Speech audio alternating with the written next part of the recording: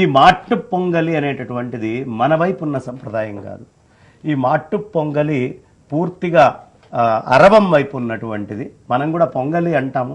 Border ప్రాంతాల్లో, చిత్తూరు అటు ప్రాంతంలో కూడా ఈ పొంగలి అని వాళ్ళు ఏం చేస్తారు అంటే అన్నాలు వండి, పొంగలి వండి ఆవులకి ప్రత్యేకంగా వాటన్నిటినీ శుభ్రంగా కడిగి తుడిచి బొట్లు పెట్టి అన్నీ చేసి ఈ పొంగలి అంటే ఈ కొత్త బియ్యాన్ని వండుతారు.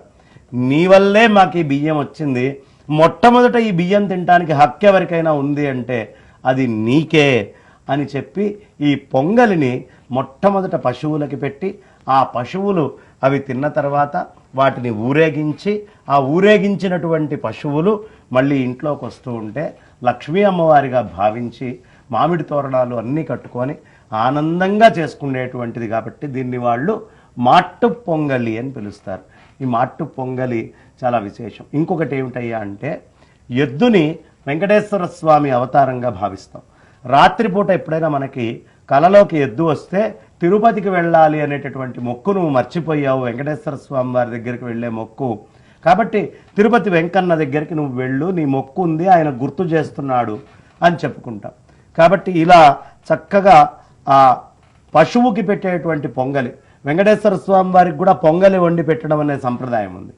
ఆ వెంకటేశ్వర స్వామి వారినే ఈ ఎడ్ల కింద చూసుకొని పొంగలిగా పెట్టడము అనేటటువంటిది కొత్తగా ఉండేది. మన ఆవులకి ఊరికినే వెళ్ళి బయట ఉన్న గోశాలల్లో ఆవులకి ఇష్టం వచ్చినట్టుగా పెట్టడం కాదు, మన ఆవులకి చక్కగా పొంగలిని వండి పెట్టుకోవడము అనే సంప్రదాయము చాలా ముఖ్యమైంది, అవసరమైంది. కాబట్టి ఇలా పొంగలి అనేటటువంటిది వండి వాటికి పెట్టడం వెంకటేశ్వర స్వామి వారిని ఆరాధించినటువంటి దాంతో సమానము. అందుకనే దీన్ని మాట్టు పొంగలి అని అరవ ప్రాంతం వాళ్ళు విశేషంగా పూజించుకొని పిలుస్తూ ఉంటారు.